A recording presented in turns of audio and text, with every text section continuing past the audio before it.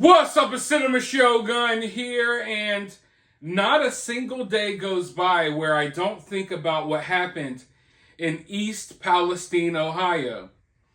But even as someone that understands the severity and the seriousness of this situation, I still in the back of my mind hope that when I turn away from it for a little while, that things will magically get better, or that these problems will just magically disappear. And I hope that when I peel back open the curtain to see what's happening there, that things will have taken a turn in the right direction, or, just holding out hope that maybe we will get some positive news here. I don't want to become the negative news channel, but there's nothing good coming out of East Palestine, Ohio. So it's almost becoming repetitive at this point. But every time I look back into the situation, not only is there not any real progress, in my opinion, but there's just more lies on top of more lies, and more firsthand accounts of how these people's lives have been devastated and how these people's health is at risk. Now, early on, people were having reactions, but I kept telling you all that the way this stuff works is the longer these people are there and the longer these people are exposed to this stuff, then the worse it's going to get, which is kind of obvious, but some of these chemicals, they don't necessarily affect you right away.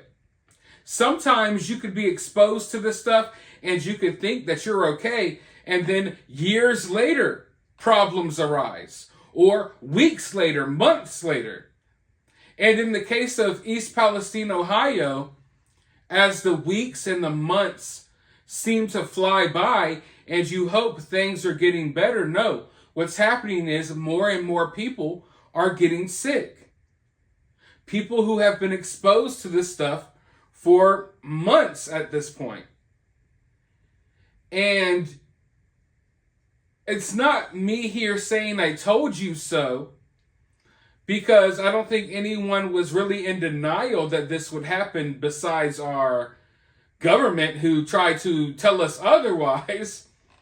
But it's it's not surprising to me, because I knew we would get to this place or get to this point.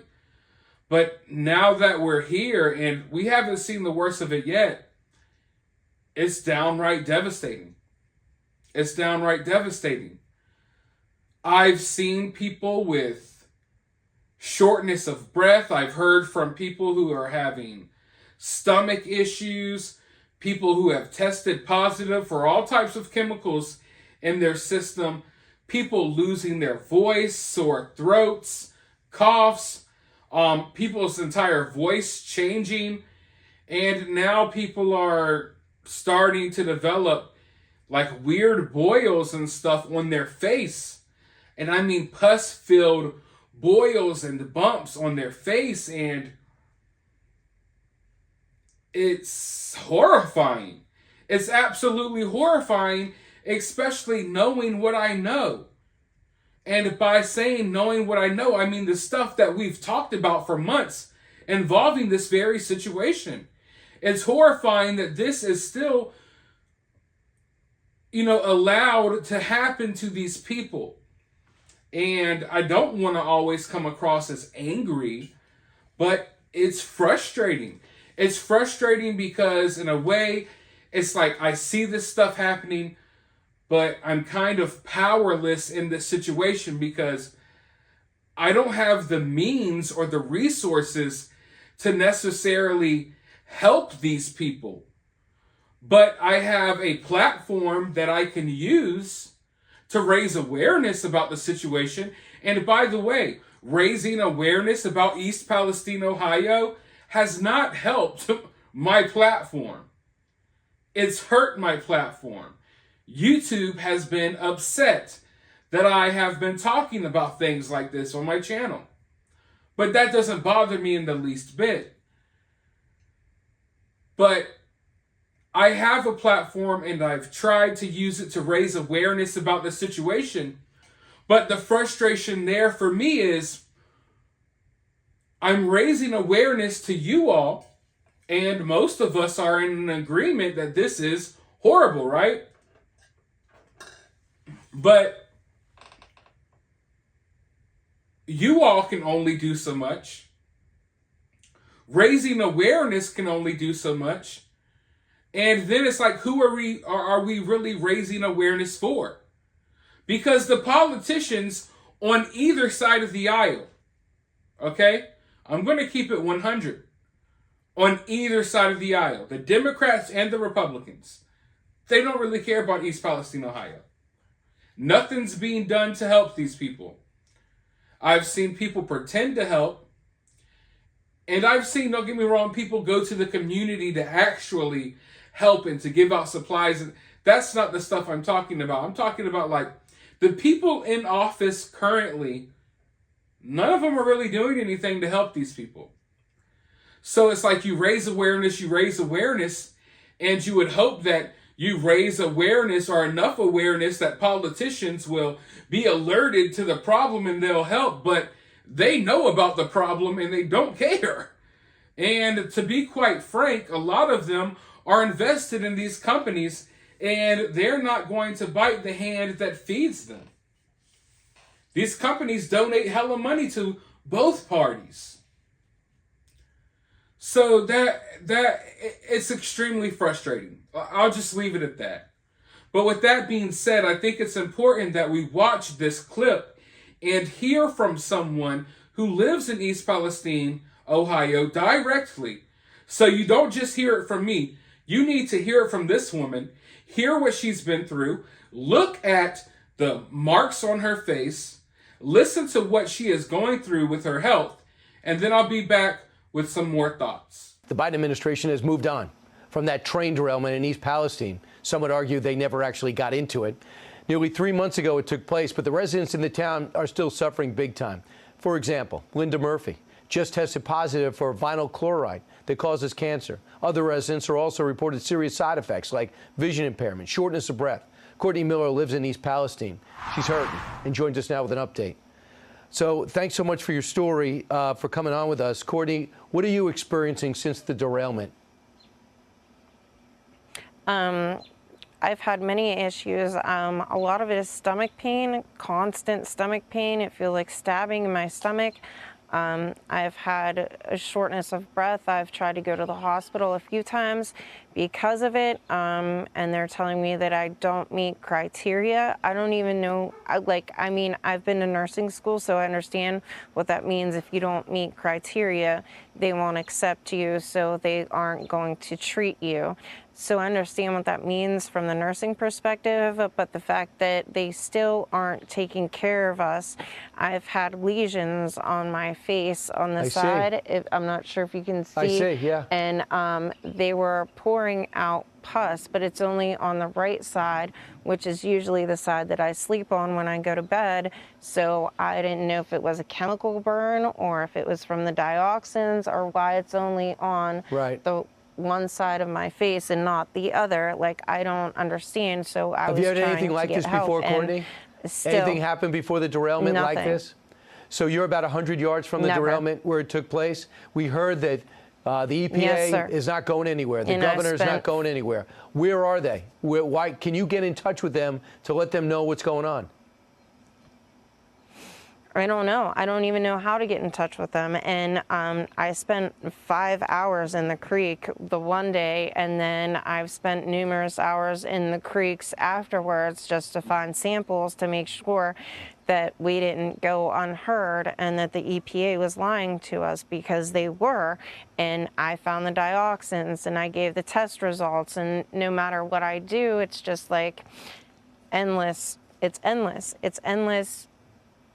Of them shutting you down constantly, of them not getting you answers, them not just not doing anything. And we're all sick, and we're all sick and tired of being sick and tired Like Courtney, I said before, I understand you're dioxins worried are the about your fentanyl family. of chemicals. And you moved your family out. You're still there. And now you have to come to New York, you think, in order to get the testing to find out what's going on with your blood?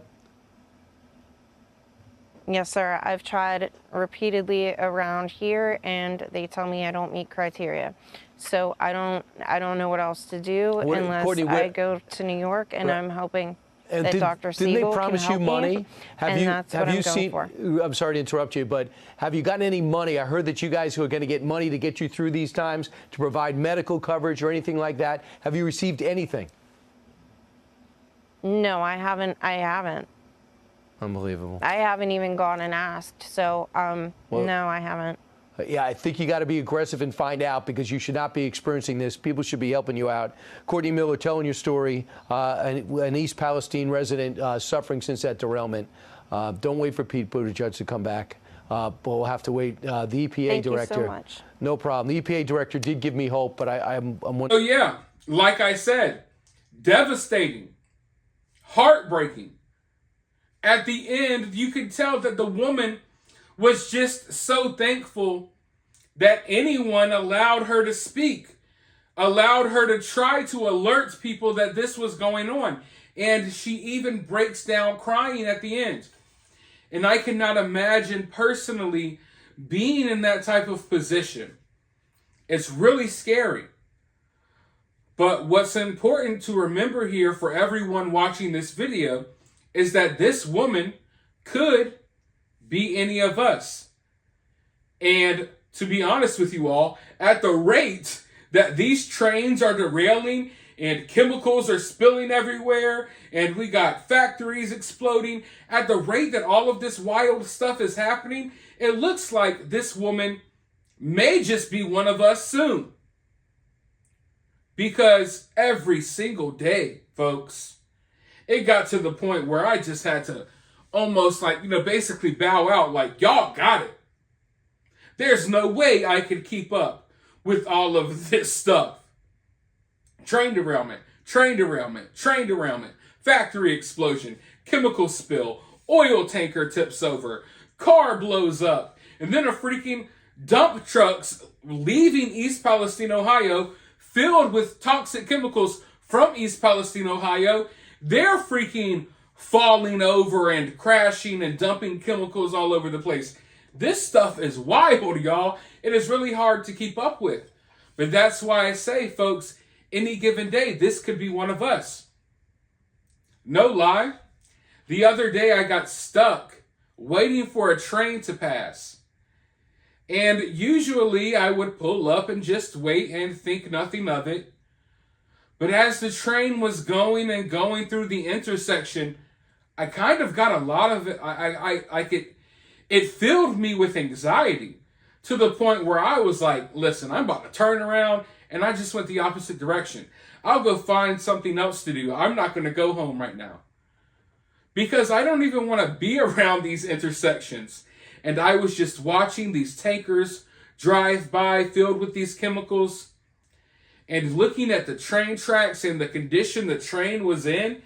I'm just sitting here like, surely, living in the richest country in the world, we could do a little bit better than this with some of our infrastructure.